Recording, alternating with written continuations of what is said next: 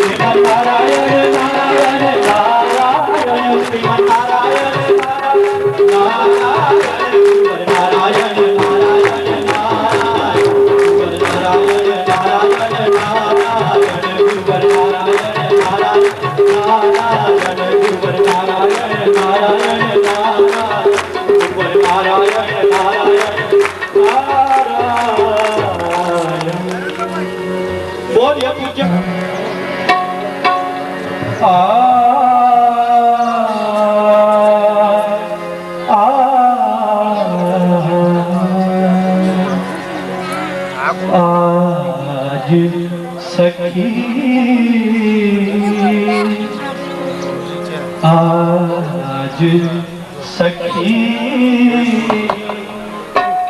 गुरुदेव घर आए, आज सखी गुरुदेव घर आए, आज सखी गुरुदेव घर आए, आज सखी गुरुदेव घर आए, आज सखी गुरुदेव घर आए, गुरुदेव घर आए, गुरुदेव घर आए, गुरुदेव घर आए, गुरुदेव घर आए, आज सखी गुरुदेव घर आए, आज सखी गुरुदेव घर आए, आज सखी गुरुदेव घर आए, आज सखी गुरुदेव घर आए, गुरुदेव घर आए, गुरुदेव घर आए, गुरुदेव घर आए, गुरुदेव घर आए, आज सखी गुरुदेव घर आए,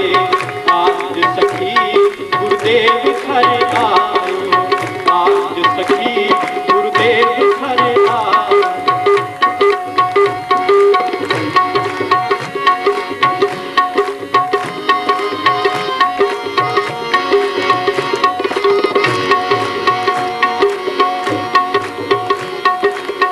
दर्शन से सब पाप विनाशे, दर्शन से सब पाप विनाशे, दर्शन से, दर्शन से सब पाप विनाशे, दर्शन से सब पाप विनाशे, आज सखी गुरुदेव घर आए, आज सखी गुरुदेव घर आए, आज सखी गुरुदेव घर आए, आज सखी गुरुदेव घर आए। गुरुदेव घर आए आज सखी, गुरुदेव घर आए आज सखी, गुरुदेव घर आए, गुरुदेव घर आए, गुरुदेव घर आए, गुरुदेव घर आए, गुरुदेव घर आए आज सखी, गुरुदेव घर आए आज सखी, गुरुदेव घर आए आज सखी, गुरुदेव घर आए आज सखी, गुरुदेव घर आए। बोलिए पूज्य गुरुदेव की जय। भवसिन्धुरूपं चैतन्यरूपं गणितं सदैव पूर्णत्वसिन्धुप्रभतां प्रवतं मदेवम् श्रीकृष्णरूपं सहितां सदैव।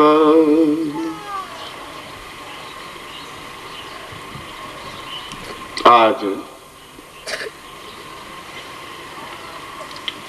डाकोर जैसे पवित्र स्थान पर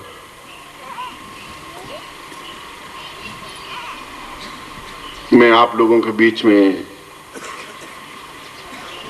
आया हूं और आप लोगों की भावनाएं, आप लोगों का प्रेम,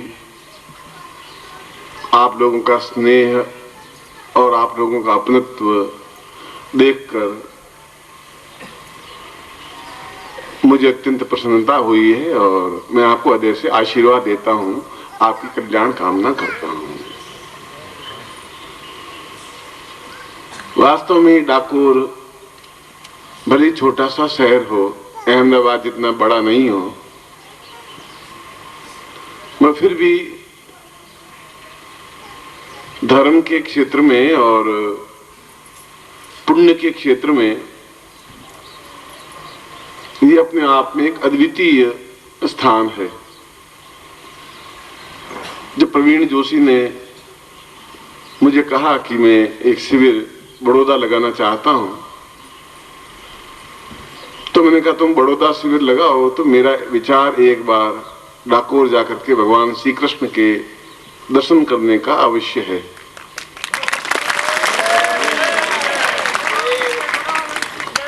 तो मैंने कहा कि फिर मैं डाकोर ही शिविर लगा देता हूं। मैं ये नहीं समझता कि क्योंकि मैं तो डाकोर आया था तो आज से करीब 35-40 साल पहले जब सन्यासी था तब मैं आया था। तब एक बहुत छोटा सा कस्बा था, गांव था, मगर यहाँ की कथा प्रसिद्ध है कि यहाँ का ही व्यक्ति अपने हाथ में तुलसी दल उगाकर द्वारिका जाता और जब द्वारिका जाता तब तक उसमें से तुलसी दल पड़ता, तुलसी का दल निकल जाता और वह तुलसी दल भगवान के चरणों में चढ़ा देता। जब वह बहुत वृद्ध हो गया तो उसने कहा कि प्रभु अब मैं द्वारिका नहीं आ पा रहा हूं। तो भगवान ने कहा कि मैं स्वयं तुम्हारे गांव में डाकोर में ही आकर के स्थापित हो जाता हूं, जिससे कि जो तुम्हारा नित्य नियम है दर्शन करने का, वह तुम्हारी इच्छा भी पूरी हो। और इसीलिए अगर पूरे गुजरात में एक पुण्य भूमि अगर मैं कहूं तो निश्चय ये डाकोर पुण्य भूमि है, जहाँ की मिट्टी भी अपने आप में चंदन के समान है और ललाट पर लगाने के समान है। यहाँ के लोग तो वास्तव में धन्य हैं जो यहाँ निवास करते हैं और नित्य प्रभु के दर्शन करते हैं।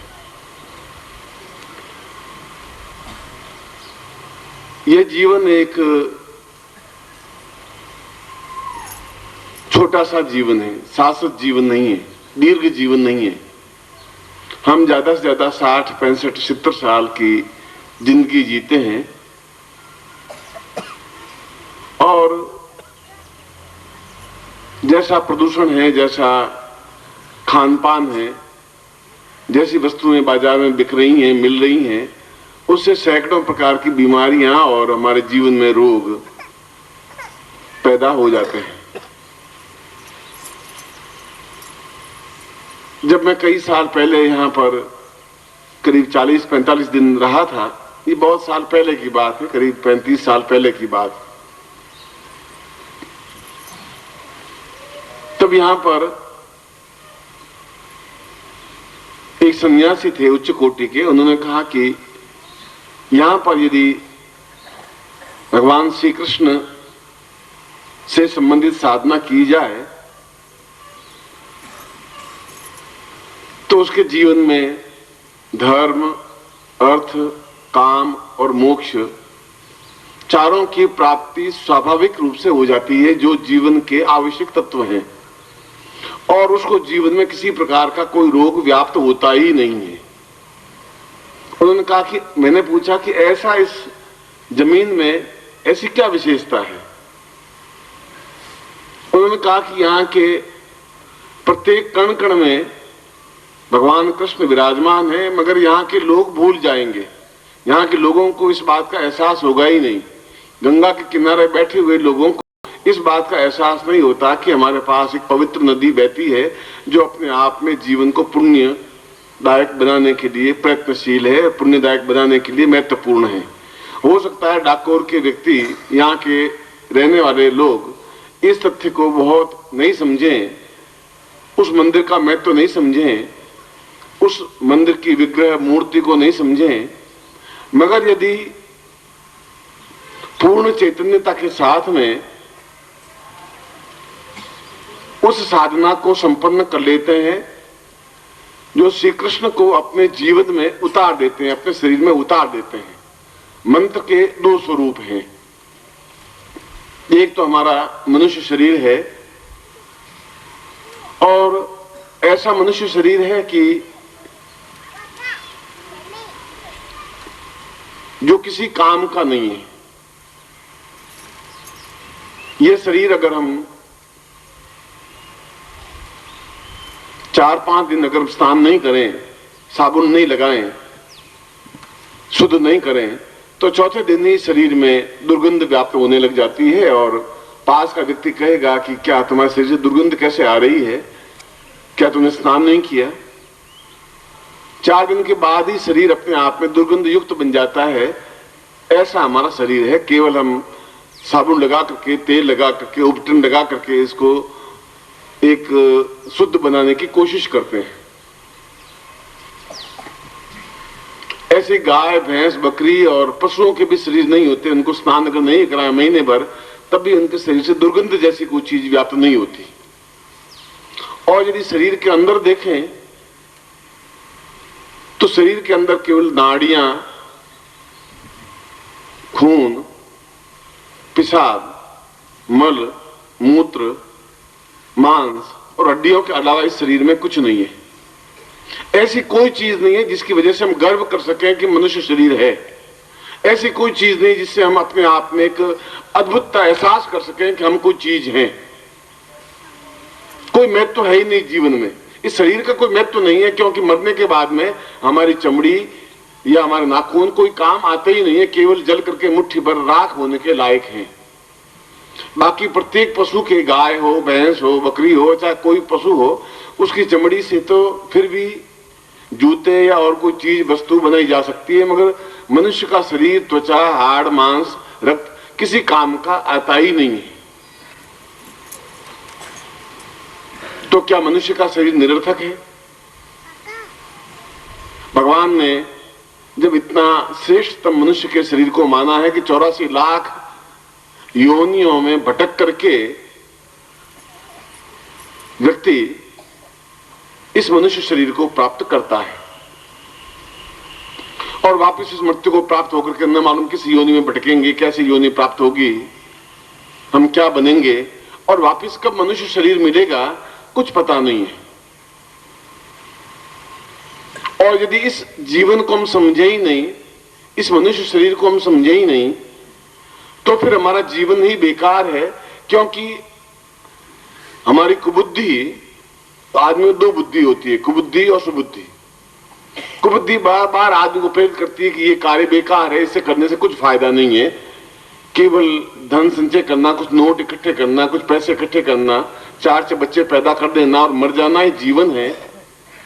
तो मैं सोचता हूं ये जीवन नहीं है, क्योंकि इस जीवन को हम देख चुके हैं, इस जीवन को हम भोग चुके हैं। आप भी 40 साल 45 साल के हो चुके हैं और आपको ज्ञात होना चाहिए कि मैं स्वयं राजस्थान में गुजरात में पैदा हुआ हूं और गुजरात का ही रहने वाला हूं मूल, चाहे पूरे संसार में घूमा हूं पर सही अर्थों में तो गुजराती हूं, गुजरात में रहने वाला हूं। इसलिए गुजरात से मुझे सबसे ज्यादा प्रेम है, सबसे ज्यादा अपनत्व है, सबसे ज्यादा आत्मीयता है। मैं पिछले 5-6 महीनों से किसी शिविर में भाग लिया ही नहीं। लड़के जाते हैं, मैं नहीं जाता पाता हूं, मगर जब डाकोर का नाम सुना तो मेरी इच्छा हुई कि मैं वापिस अपनी मातृभूमि में जाऊं, वापिस एक डाकोर में भगवान श्री कृष्ण के दर्शन करूं। इसलिए करूं कि हम चाहे हलवा खाएं, चाहे पूड़ी खाएं, चाहे मिठाई खाएं, दूसरे दिन तो उसका मल ही बनता है और उसके कोई सुगंध व्याप्त नहीं होती। चाहे घी का हलवा खाएं तब भी मल ही बनेगा, रबड़ी खाएं तब भी मल ही बनेगा, दूध पिए तब भी मल ही बनेगा। ये शरीर उस स्वादिष्ट चीज का कोई नवीन तथ्य पैदा नहीं करता। इस शरीर में कोई ऐसी विशेषता नहीं है जिससे कि हम उत्तम कोटि का भोग लेने के बाद भी वह शरीर उसको कोई उत्तम कोटि की चीज बना दे। ऐसा इस शरीर में कोई विशेषता नहीं है। फिर ऐसा जीवन जीने से फायदा क्या है? मैंने इसी श्लोक को आपके सामने व्यक्त किया जो अभी संस्कृत का श्लोक बोला है। उसमें सुखदेव ने कहा है कि यदि मनुष्य के जीवन में कोई ऐसा व्यक्ति मिल जाए, कोई ऐसा गुरु मिल जाए, कोई ऐसा सदगुरु मिल जाए, ये तो जीवन है, आप चल रहे हैं और मैं भी चल रहा हूं, आप इधर चल रहे हैं, मैं इधर से आ रहा हूं, और बीच में 2-4 घंटों के लिए आपकी मेरी भेंट हो गई।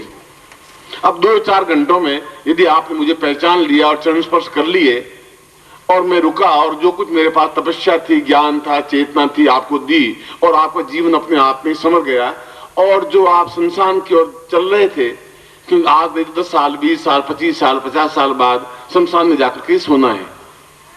और शास्त्र कह रहे हैं मृत्यु और माम अमृतम गवयः, मृत्यु से अमृत्यु की ओर बढ़ना है। और वह गुरु आपको वापस टर्न करता है, वापस घुमाता है और अपने साथ अमृत्यु की ओर ले जाता है। सुखदेव कह रहे हैं अमृत्यु क्या है?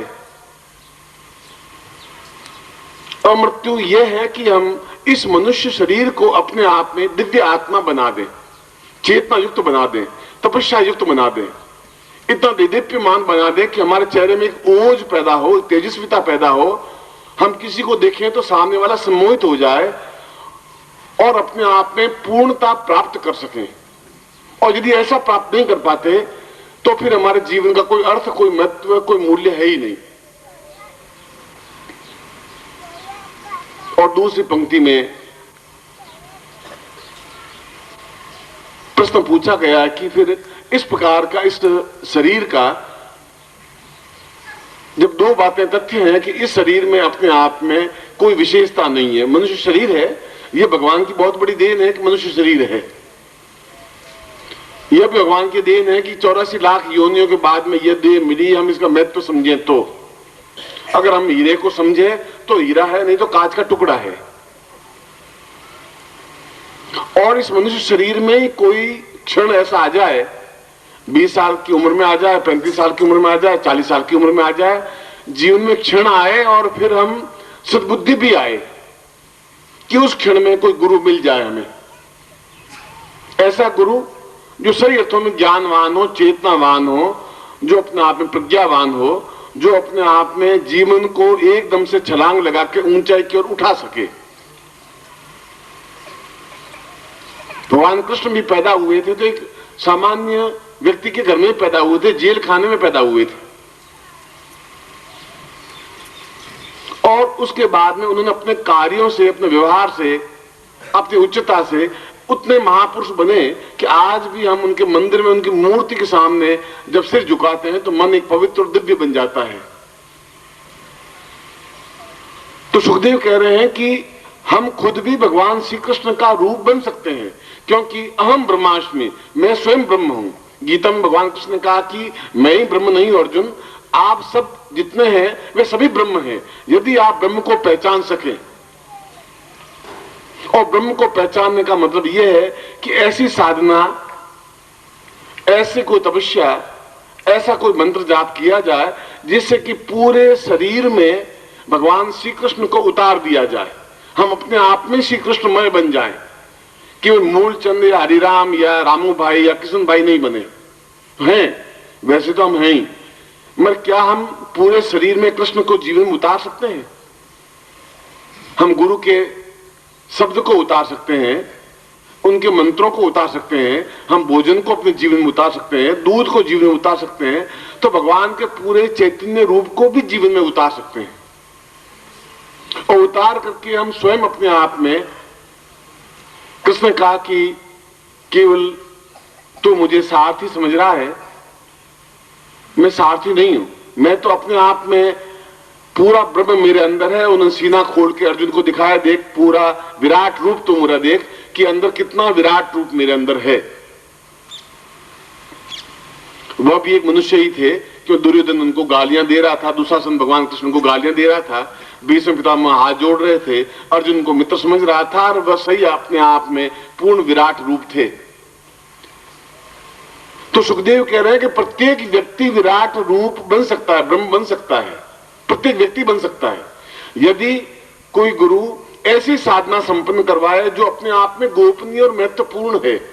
वह मंत्र, वह ज्ञान जो अपने आप में गोपनीय गुप्त रहा है, और जिससे पूरे शरीर में भगवान श्री कृष्ण को हाथ, पांव, आंख, नाक, कान में पूरे शरीर में उतार दिया जाए, तो फिर भगवान कृष्ण के दर्शन करने की आवश्यकता ही नहीं है, क्योंकि हम स्वयं पूर्ण रूप से श्री कृष्णमय बन सकते हैं और लाखों लोगों का धर्म के माध्यम से, विचारों के माध्यम से, ज्ञान के माध्यम से उद्धार कर सकते हैं, अपने जीवन को अपने आप में दिव्य, पवित्र और चैतन्य बना सकते हैं। ये छोटी सी बात नहीं है, ये बहुत बड़ी घटना है। इसे प्रवीण जोशी ने जब मुझे कहा कि आपको ऐसी साधना करवाइए गुरुजी, जो प्रत्येक व्यक्ति जो साधना को करे वह एक सामान्य मनुष्य नहीं रहे, आपके जानने के बाद में वो महसूस करे कि हमारे जीवन में ताकत आई है, बल आया है, ओज आई है, साहस आया है, और पूरी तरह से कायाकल्प हुआ है, बुढ़ापा समाप्त हुआ है, बीमारियां समाप्त हुई है, रोग समाप्त हुए हैं, जो हम मुट्ठी पर दवाइयां देते थे दवाएं समाप्त हो गई हैं। ऐसा कोई चमत्कार, ऐसी कोई चीज हो तो दूसरे गुजराती भाई भी महसूस कर सके कि वास्तव में मंत्रों में कोई विशेषता, कोई ताकत, कोई क्षमता है। तो मैंने कहा उनमें तो केवल, अगर डाकोर में तो श्री कृष्ण के चैतन्य रूप की साधना ही, अगर उनका प्रयोग ही संपन्न करवाया जाए, तो उनके पूरे जीवन के अंग में, खून रक्त के बूंद बूंद में भगवान श्री कृष्ण को पूरा का पूरा उतारा जा सकता है, उनका विराट रूप जीवन में उतारा जा सकता है। और जब भगवान श्री कृष्ण का विराट रूप उतार दिया जाता है तो फिर जीवन में बुढ़ापा नहीं आ सकता है, फिर अपने आप में बुढ़ापा स्वयं कायाकल्प होकर के यौवन की तरफ बदल जाता है, फिर जीवन में रोग नहीं रह सकते, फिर जीवन में कष्ट नहीं रह सकते, फिर जीवन में बाधाएं नहीं रह सकती, फिर जीवन में मृत्यु का भय नहीं रह सकता, फिर जीवन में अकाल मृत्यु नहीं हो सकती, फिर जीवन में एक्सीडेंट नहीं हो सकता, फिर परिवार में कलह नहीं रह सकती। और ये अपने आप में उतनी उच्च कोटि की साधना है कि वह आपके ग्रंथों में नहीं मिल पाएगी। यह तो सन्यासियों ने, एक सन्यासी दूसरे सन्यासी को मौखिक रूप से दिया, पुस्तकें तो अब छपी। पहले तो एक गुरु अपने शिष्य को मौखिक रूप से याद करवाता था, वह फिर अपने शिष्य को मौखिक रूप से याद करवाता था, और ये ज्ञान या चेतना, ये उच्च कोटि की साधना अपने आप में गुप्त रही, लोकनीय रही। और वास्तव में आप सौभाग्यशाली हैं कि आप शिविर में भाग लिया है, और यदि शिविर में और कुछ नहीं मिले आपको, और यदि यही साधना ही मिल जाए, तो भी आपका पूरा का पूरा जीवन बदल सकता है, अपने आप में दिव्य बन सकता है, हीरे की कड़ी बन सकता है, सही अर्थों में कोई नूर हीरा बन सकता है, यदि इस साधना को पूरी तरह से आप कर सकें, संपन्न कर सकें। और निश्चय इस साधना को मैं आपको, जो गोपनीय है, मैं इस साधना को आपको करवाऊंगा और पूरा गुजरात देखेगा कि आप में कितना परिवर्तन आया है। मैं आपको महसूस करके दिखा दूंगा, ये साधना को संपूर्ण करवाऊंगा। ये छोटी सी चीज नहीं है, यह तो एक पूरे समुद्र को छलांग से समुद्र को पार करने की चीज है। यह पूरे हिमालय को एक पैरों से नापने की चीज है। यह छोटा सा मंत्र है, छोटी साधना नहीं है। और अभी तक अपने जीवन में कहीं पर यह साधना संपन्न करवाई ही नहीं। यूं द्वारका में भी मैंने तो जाके भगवान शिवरात्रि के अवसर पर या सोमनाथ के मंदिर में जाकर के साधना संपन्न करवाई है, मगर इस प्रकार की साधनाओं का क्यों विचार मानस में आया, ये तो शायद आपके भाग्य होंगे या कोई मेरा चिंतन होगा। मगर 84 लाख योनियां अपने आप में सिमट करके एक योनि में ही आ जाती है और इस योनि में अपने आप में सभी सुखों का भोग और प्राप्त करते हुए पूर्ण श्री कृष्णमय बन जाते हैं। क्योंकि श्री कृष्णम शरणम मम, मैं श्री कृष्ण की शरण में हूं और श्री कृष्ण मेरे शरीर के अंदर व्याप्त हैं। जो ही मैं आंख बंद करता हूं, ध्यान लगाता हूं, तो पूर्ण श्री कृष्ण का साक्षात विग्रह, विराट रूप मुझे सामने साक्षात दिखाई देता है। ऐसा जीवन बन जाए, ऐसा जीवन बन जाए कि आपके शरीर से सुगंध प्रवाहित हो, दुर्गंध प्रवाहित नहीं हो। ऐसा शरीर बन जाए कि आप अपने शरीर पर गर्व कर सकें, आने वाली पीढ़ियां आप पर गर्व कर सकें। और इसीलिए यह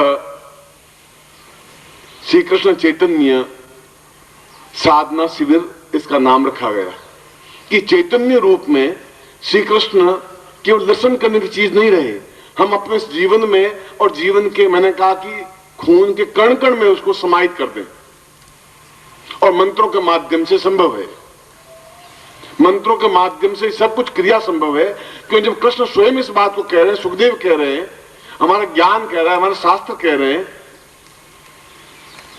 तो सब कुछ गलत नहीं है।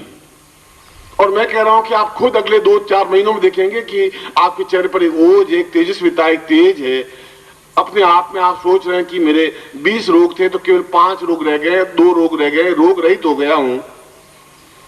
अपने आप में चेहरे में तेजस्विता आ गई है, अपने आप में यौवन आने लगा है, एक सौंदर्य आने लगा है, पुरुषोचित सौंदर्य बनने लगा है, एक कायाकल्प होने लगा है। तो आप महसूस करेंगे कि वास्तव में ये साधना अपने आप में कितनी दिव्य और कितनी तेजस्विता है। आप में तो प्रत्येक व्यक्ति को इस साधना में भाग लेना ही चाहिए, क्योंकि साधना जीवन में दूसरी बार मिल ही नहीं सकती, संभव नहीं है। मैंने कहा कि एक बार गुरु आए और आप में पास में से निकले और एक क्षण के लिए भेंट हुई, गुरु ने आपको ज्ञान दिया, आपने लिया या नहीं लिया वो आपकी मर्जी है। हीरा पड़ा है, पास में निकल गए तो निकल गए, और प्राप्त कर लिया तो करोड़ों के मालिक बन गए। ये ऐसा क्षण है, ये दिन एक छोटा सा जीवन नहीं है। आज तो शिविर, दिल्ली में भी शिविर था, फिर भी दिल्ली के शिविर को छोड़कर भी यहां आने के पीछे कारण भी यही था कि मैं आपको एहसास करवा सकूं कि मंत्र अपने आप में कितने तेजस्वी, कितने योग्य, कितने दिव्य हैं। और मुझे विश्वास है कि आप में से जिन लोगों ने भाग लिया है और जिन लोगों ने भाग लेने का सोचा है, उन लोगों को भी इस प्रयोग में तो भाग लेना ही चाहिए। क्योंकि ये भाग अपने आप में, ये ज्ञान, ये चेतना अपने आप में छोटी सी चीज नहीं है, ये अपने आप में अत्यंत महत्वपूर्ण है। अब मैं दूसरे विषय पर आता हूं।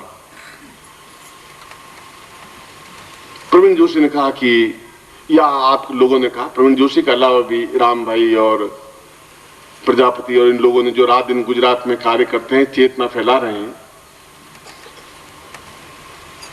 उन लोगों ने कहा कि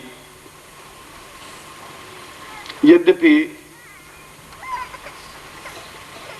आप कोई ऐसी क्रिया करें जिससे कि तुरंत उनके कार्य संपन्न हो सके। प्रत्येक व्यक्ति के कई इच्छाएं मन में होती हैं, हर एक व्यक्ति की अपनी भी इच्छा है। मेरी इच्छा है कि मैं मोक्ष को प्राप्त करूं, इसकी इच्छा है कि मैं गरीब हूं, मेरे पास में निर्धनता दूर हो जाए, इसकी इच्छा है कि मेरे संतान नहीं है, संतान हो जाए, इसकी इच्छा है कि मेरी लड़की की शादी नहीं हो रही, शादी हो जाए, इसकी इच्छा है कि मेरा पुत्र योग्य और विद्वान बने, इसकी इच्छा है कि वो अपने आप इंजीनियर बने या तेजस्विता युक्त बने।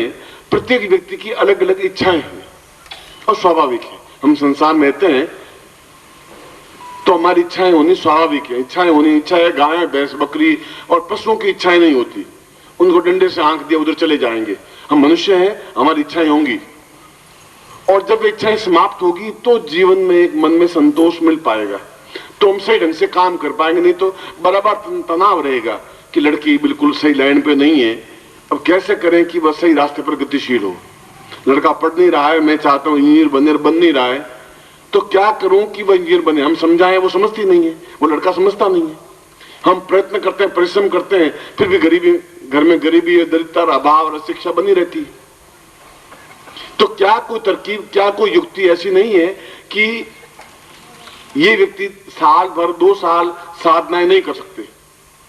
संभव भी नहीं आपके लिए कि मैं आपको कहूँ रोज 20 माला मंत्र जाप करें और 1 साल भर मंत्र जाप करें तो आपकी गरीबी दूर हो जाएगी। गरीबी दूर हो जाने के बाद भी आपकी दूसरी समस्या आ जाएगी कि मैं लड़के योग्य कैसे बने, घर में जो पति पत्नी में कलह है वो कलह कैसे दूर हो। समस्या है तो 50 है, एक एक समस्या को समाप्त करने अगर 1 साल लगा दोगे तो 50 साल की उम्र ही नहीं बची। तो क्या तरकीब है, क्या युक्ति है कि वे समस्याएं समाप्त हो जाएं? खाली रामायण का पाठ करने से और गीता का पाठ करने से तो समस्याएं दूर होंगी नहीं। खाली राम राम करने से भी कोई समस्याएं दूर हो जाएं, उसके लिए तो कोई तरकीब होगी। और तरकीब ये होगी कि यदि व्यक्ति के पास में कोई तपस्या का अंश है, यदि उसने साधना की है, यदि उसके पास कोई खजाना है तपस्या का, तो तपस्या का अंश आपको दे और आप उस तपस्या का अंश से आपकी वो समस्या दूर हो जाए और आप अपने जीवन में पूर्ण सुख अनुभव कर सकें। जो आपकी तकलीफ है वह दूर हो सके। प्रत्येक की तकलीफ अलग अलग है। जो मेरी तकलीफ है वो आपकी नहीं हो सकती, जो इसकी तकलीफ है वो उसकी नहीं हो सकती। मैंने कहा कि जीवन है, जीवन में तो कोई शत्रु होगा, कोई समस्याएं होंगी, कोई बाधाएं होंगी, कोई अड़चन होगी।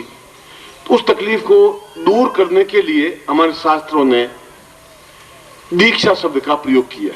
दीक्षा 2 प्रकार की हुई। दीक्षा का मतलब है देना, दीक्षा का मतलब है उसका कार्य पूरा कर देना, सामने वाले का कार्य पूरा कर देना। कौन करेगा? यूं तो गुजरात में आपके कम से कम 20,000 गुरु हैं और पूरे भारत में कम से कम 10 लाख गुरु हैं। इसलिए हमारे शास्त्रों में 2 शब्द दिए हैं, गुरु और सदगुरु। सदगुरु जो आपसे कुछ मांगे नहीं, आपसे भीख नहीं मांगे।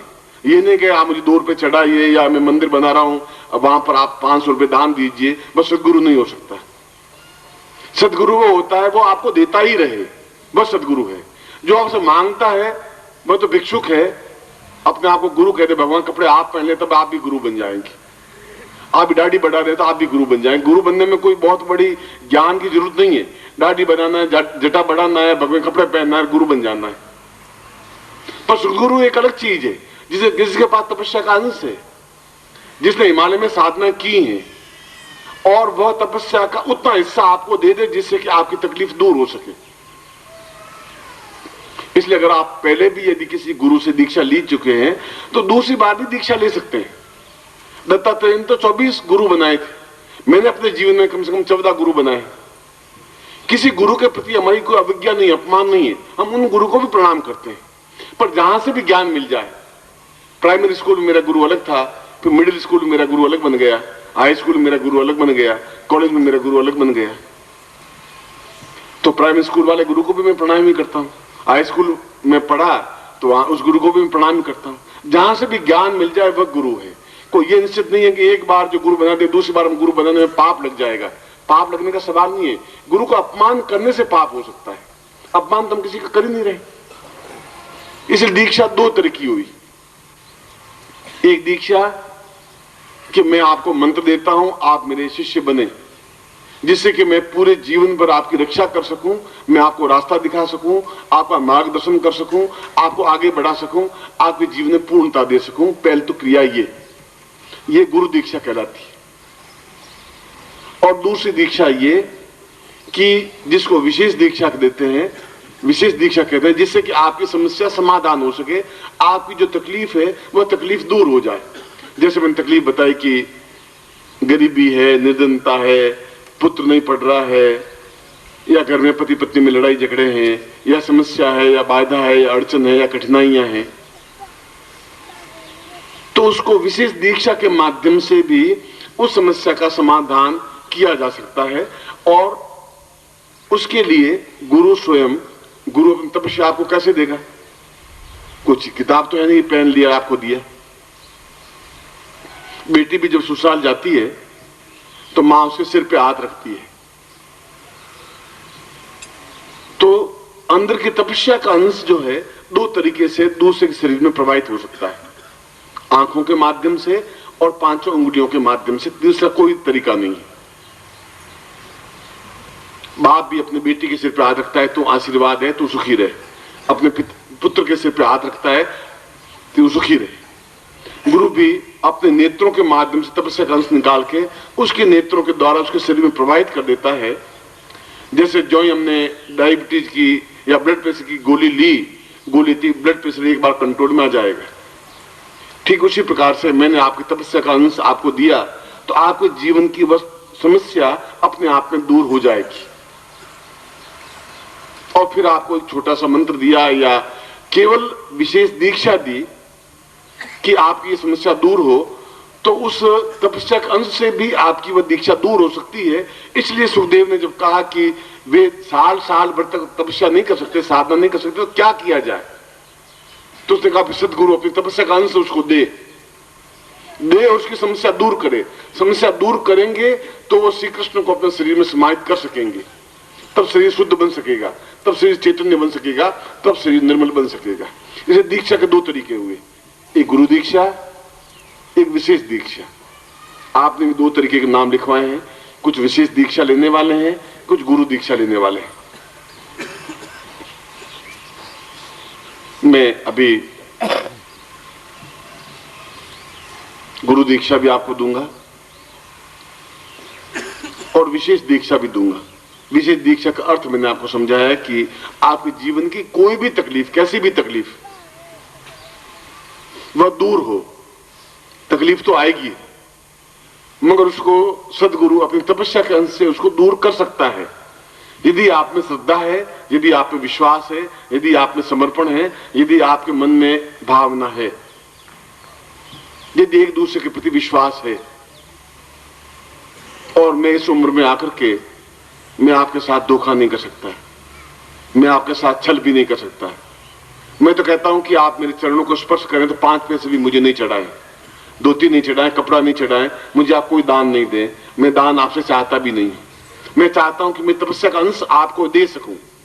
आप याद रख सकें कि आपके गांव में, कोई शहर में कोई व्यक्ति आया था और बहुत कुछ आपको देके गया, चाहे 4 घंटे के लिए आया, चाहे 6 घंटे के लिए, चाहे 2 घंटे के लिए आया।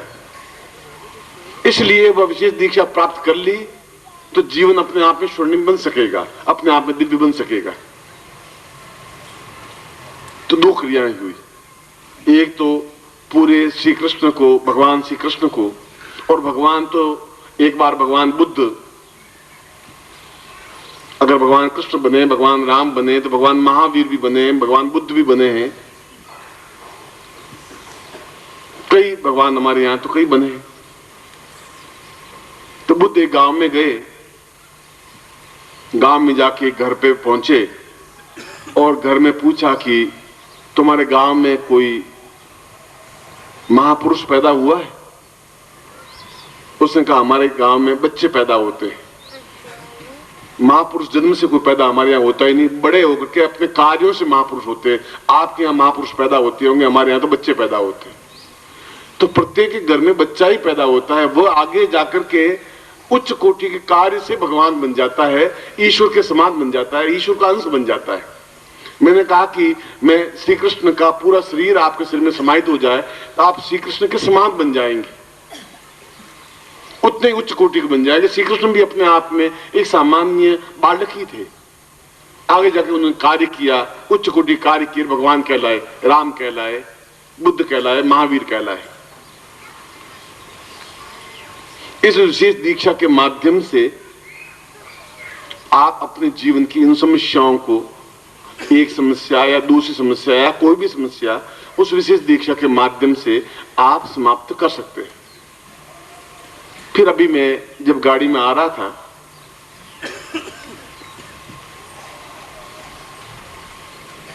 तो प्रवीण को शायद आपके प्रति बहुत ज्यादा अटैचमेंट है। मैंने इसको पूछा, क्या तेरा जन्म डाकोर में हुआ है? डाकोर के प्रति इतना मोह क्यों है? उनका डाकोर में मेरा जन्म नहीं हुआ, मेरा जन्म तो किसी और स्थान पर हुआ है और कर्म क्षेत्र मेरा बड़ौदा है, नौकरी में वहां करता हूं। डाकोर तो इसलिए कि आपने कहा कि भगवान कृष्ण की भूमि पर एक बार 40 साल बाद वापिस जाना चाहता हूं, इसलिए मैंने डाकोर में शिविर लगा दिया। एक संयोग हुआ कि मेरा आपके यहां आना था, 40 साल बाद आपका मुझे मिलना था, मुझे आपको कुछ देना था, आपका मुझे कुछ लेना था, आपका प्यार लेना था, आपके अटैचमेंट लेना था, आपका अपनत्व लेना था। आप मुझे प्यार दीजिए, मैं अपनी तपस्या का अंश आपको दूंगा, बाकी इसमें क्या चीज है। मगर आप याद रख सकें कि आपके गांव में, आपके शहर में कोई व्यक्ति आया, सुन करके निकाल देने की चीज नहीं है। सुखदेव जैसा व्यक्ति अगर कह रहा है तो बहुत ज्ञान की चीज कह रहा है। मैं उसी के अंश को दोहरा रहा हूं, अपनी तरफ से कोई बात नहीं कह रहा हूं, अपने स्वार्थ के लिए मैं कोई बात नहीं कह रहा हूं। तो इसने गाड़ी में कहा कि यहां पर गरीबी बहुत है गुरुजी, बहुत मेहनत करने के बावजूद भी इतनी संपन्नता नहीं आ पाती कि वे अपने जीवन में मंदिर बना सकें, वे अपने जीवन में दान दे सकें। उनकी इच्छा है दान देने की, उनकी इच्छा है मंदिर बनाने की, उनकी इच्छा है ऊंचे कार्य करने की, मगर कर नहीं पाते। परिश्रम करने के बाद भी वे निधन बने रहते हैं।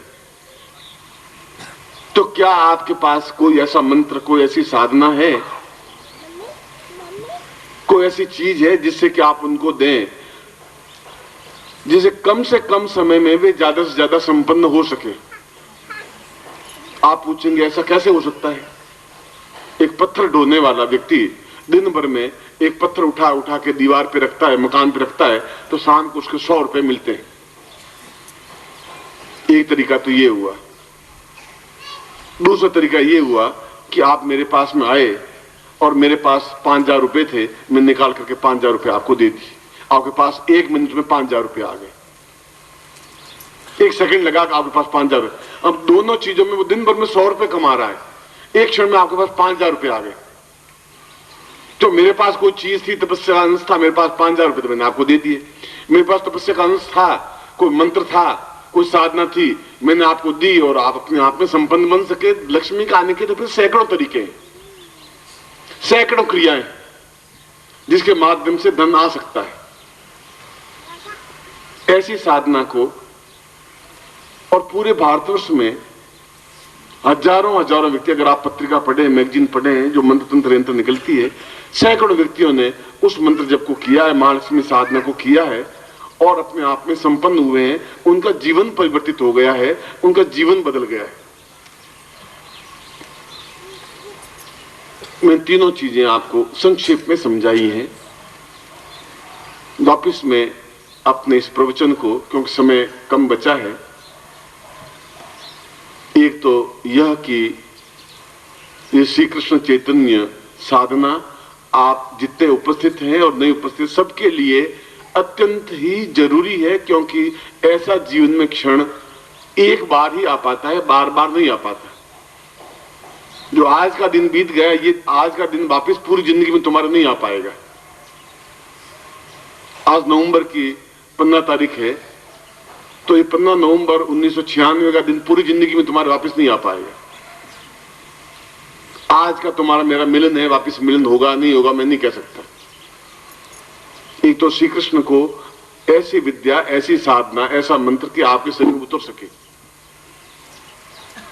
दूसरी बात मैंने कही कि विशेष दीक्षा के माध्यम से अपनी समस्याओं का समाधान कर सके, आपके जीवन के अभाव को दूर कर सके।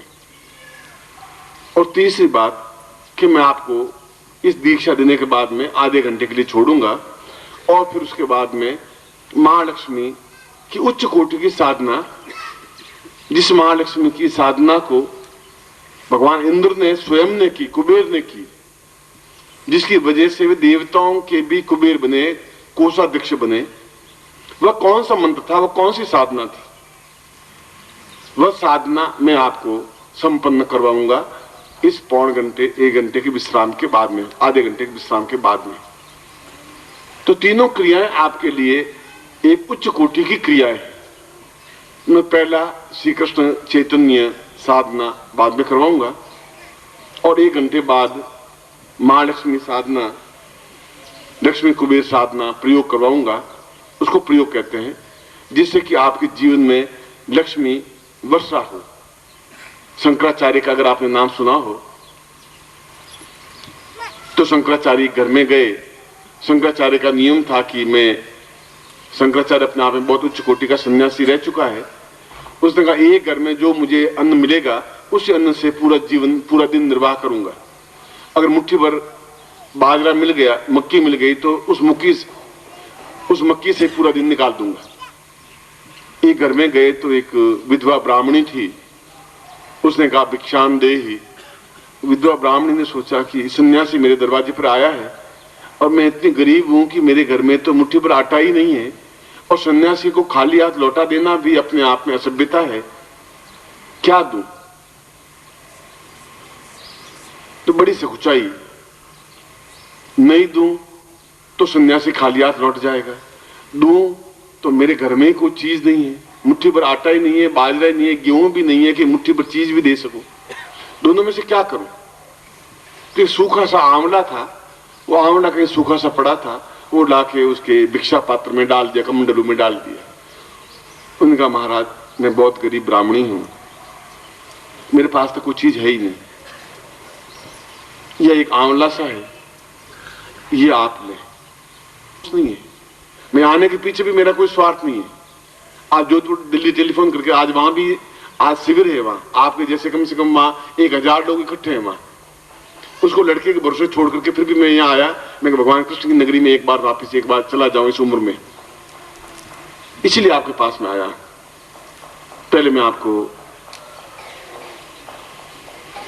आपको दीक्षा देता हूं, उसके बाद में विशेष दीक्षा देने के बाद में 1 घंटे छोड़ दूंगा। छोड़ने के बाद में मैं उस महालक्ष्मी साधना को संपन्न करवाऊंगा, जिस साधना को इंद्र ने संपन्न की, जिस साधना कुबेर ने संपन्न की, जिस साधना को शंकराचार्य ने संपन्न की, वह साधना मैं आपको वापस उस प्रयोग को संपन्न करवाऊंगा। पहले जो गुरु दीक्षा लेने वाले हैं वह गुरु दीक्षा मैं आपको देता हूं। आप हाथ जोड़ दें।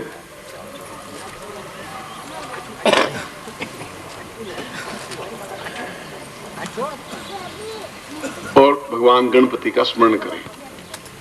नमस्ते तत्रादु शिखा बंधनम, चोटी की गांठ लगाइए, हाथ लगा दीजिए। संकल्पम कुर्यात, दाहिने हाथ में, राइट हैंड में, वो आपका राइट हैंड है। आप ऐसा सोचिए कि मेरे दाहिने हाथ में जल है। आप ऐसा मानसिक रूप से ऐसा सोच लीजिए, कोई जरूर नहीं उसमें जल हो। अब हिमालय में जाएंगे तो जल कहां से आएगा? हो तो जल ले लीजिए, नहीं हो तो कोई बात नहीं। विष्णु विष्णु विष्णु भारतवर्षे बरखंडे जाम्बुद्वीपे शालिमांसा के बोधावतार से समुद्र में को सम्मत दो जाते पन कार्तिक माह से सुबह शनिवास प्राप्त लक्ष्मी श्रीकाशरणम सकलम कामा सिद्धतम लोके वासे भयराज द्वारे सर्वत्र यश विजय लाभादि प्राप्तम सभारिस्य सपुत्रस्य सबान्धस्य अखिल कुटुंब सहितस्य सबसो समस्त भय व्याधि जरा पीड़ा मृत्यु परिहार द्वारा आयु आरोग्य तथा अमुक गोत्र उत्पन्नो हम। अपनी जाति बोलिए, आपकी जो भी जाति हो वो बोलिए। अमुक शर्मा हम, अपना नाम बोलिए। त्वाम शिष्यत्वम धारयामि मम प्राण चक्षु श्रोत्र घ्राण जिह्वा देह रोम प्रतिरोम त्वाम चरणे समर्पयामि। त्वाम आज्ञां परिपालय, त्वाम चित्ते मम चित्ते, त्वम देह मम देह, त्वम प्राण मम प्राण, ताम पूर्णत्व प्राप्तामि तुभ्यं संपर्ददे। जल को छोड़ दीजिए। अब आपके पास में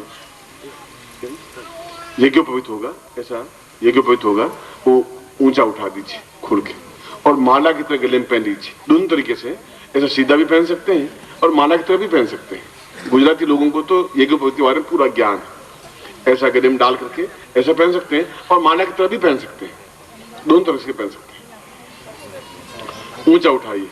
बल बुद्धि साहस तेजस्विता प्राप्त निमित्तम यज्ञोपवीतमिति परमेश्वर से लिंगोक्ता देवता धारण विनियोग यज्ञोपवीतम परमं पवित्रम प्रजापति दिया सहजम पुरस्ताद आयुष्यग्रम प्रतिमुंज शुभ्रम यज्ञोपवीतम वरुस्ते जगस्ताम तेनोपधेयामि। अपने गले में पहन लीजिए और राइट हैंड उसमें से निकाल दीजिए। बस एतावद्न पर तुम ब्रह्मत्वम धार्तमया जीर्ण त्याग परित्यागो गच्छ सूत्र था सुखम। तत्रादु गुरु प्रार्थयेत, गुरु हाथ जोड़ के गुरु को प्रार्थना करिए। गुरु ब्रह्मा गुरु विष्णु गुरुदेवो महेश्वर गुरु साक्षात पर ब्रह्म तस्मै श्री गुरु चरण कमलेभ्यो नमः। ध्यान मूलम गुरु मूर्तिर्पूजा मूलम गुरु पदम मंत्र मूलम गुरु वाक्यम मोक्ष मूलम गुरु कृपा तत्रादु गुरु मंत्रम दद्यात। कार्ड के ऊपर मंत्र लिखा हुआ है, मैं मंत्र बोल रहा हूं, आप मेरे साथ बोलेंगे। गुरु ओम परम तत्वाय नारायणाय गुरुभ्यो नमः। चेतना मंत्रम से था ओम ह्रीम मम प्राण देह रोम प्रतिरोम चैतन्य जाग्रय ह्रीम ओम नमः। तदु गायत्री मंत्रम से था ओम भूर्भुवः स्वः तत्सवि तुर वरेण्यम भर्गो देवस्य धीमहि धियो यो नः प्रचोदयात्। आशीर्वादम पठेत। दोनों हाथ खोल दीजिए। मंत्रार्था सफला संतु पूर्णाम संतु मनोरथा शत्रुनाम नाशोस्तु मित्राणाम दिस्तव। ऋग्वेद यजुर्वेद सामवेदो यथर्वण ब्रह्म वाक्यस्थान त्यमनन्तीं तशत्रुवान् अक्षान् प्रस्थितु अन्त्यं गृह्णन्ति ये नरा। चत्वारोर्ते लक्ष्मी आयुर्बुद्धिं यशोबलं शीर्वर्चिष्यमायुष्मारोग्यं मातत्वान् महिते धान्यं धनं पशुपुत्रलाभं सत्संवत्सरं दीर्घमायुः। ओम श्रीश्चते लक्ष्मी सपत्न्यां बहुरात्रे पार्श्वे नक्षत्राणि रूपस्नो व्यातं येषु निखाण निखाण सर्वलोकं मैखाण। मैं आपको आशीर्वाद देता हूँ, आपके जीवन में पूर्णता प्राप्त हो और एक गुरु रूप में मैं आपके जीवन में बराबर आपके साथ रह सकूं, आपके जीवन का रखवाला बन सकूं और आपके जीवन को ऊंचा उठा सकूं। ऐसा ही मैं आपको हृदय से आशीर्वाद देता हूं, आपकी कल्याण कामना करता हूं। विशेष दीक्षा लेने वाले चलो।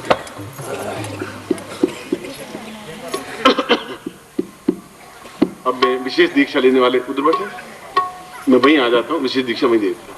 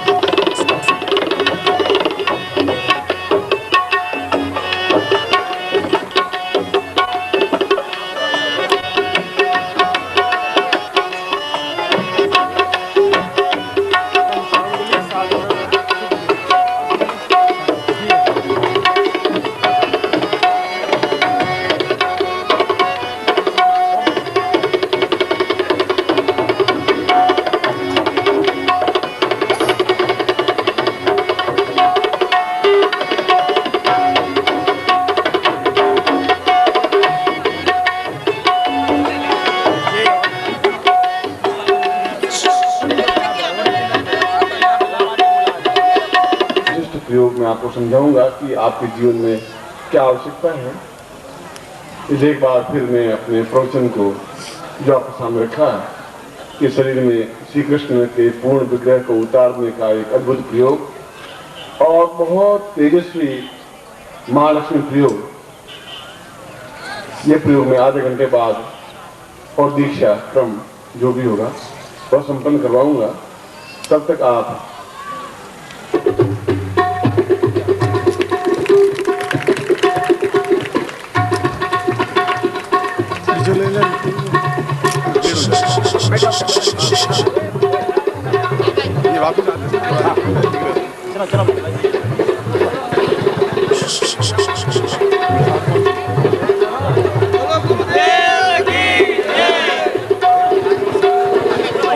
ગુરુદેવ અત્યારે 15 મિનિટમાં પાછા આવે છે અહીંયા આગળ ભગવત પાદ પરમ પૂજ્ય ગુરુદેવ અત્યારે 15-20 મિનિટ સદગુરુદેવ की जय सदगुरुदेव की जय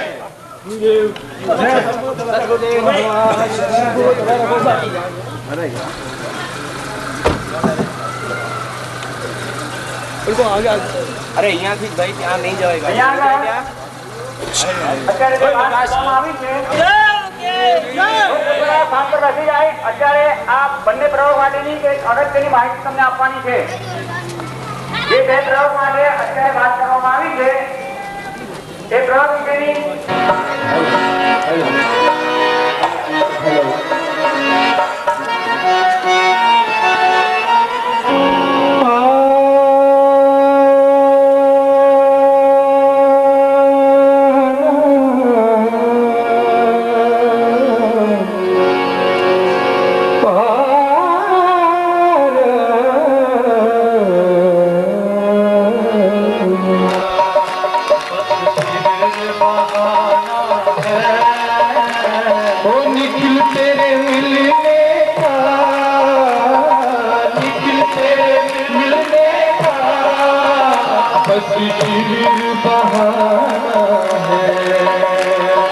और जब से प्रीत लगी हो, जब से प्रीत लगी दिल तेरा दीवाना है। जब से प्रीत लगी दिल तेरा दीवाना है। गुरुवर तेरे मिलने का ओ निखिल तेरे मिलने का, गुरुवर तेरे मिलने का, ओ सदगुरु तेरे मिलने का, गुरुवर तेरे मिलने का बस शिविर बहाना है। और जब से प्रीत लगी हो, जब से प्रीत लगी दिल तेरा दीवाना है। जब से प्रीत लगी दिल तेरा दीवाना है।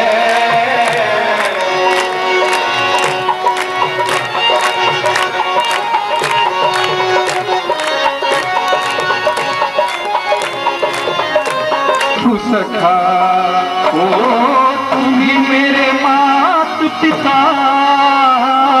तुम ही मेरे बंधु सखा। देखिए गुरुदेव 40 वर्षों के बाद डाकोर आए और इतने अंतराल में आप लोग एक बार खुशी से झूम करके तालियों के साथ ये कहिए, गुरुवर तेरे मिलने का बस शिविर बहाना है। गुरुवर तेरे मिलने का बस शिविर बहाना है। तुम ही मेरे मात पिता, तुम ही मेरे बंधु सखा। ओ तुम ही मेरे मात पिता, तुम ही मेरे बंधु सखा।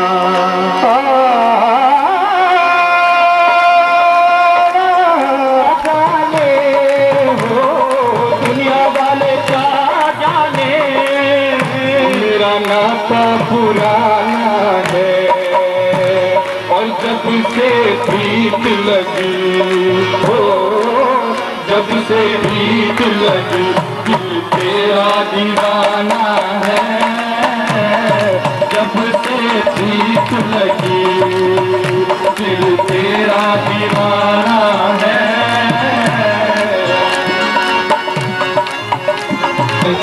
दिल तेरा दीवाना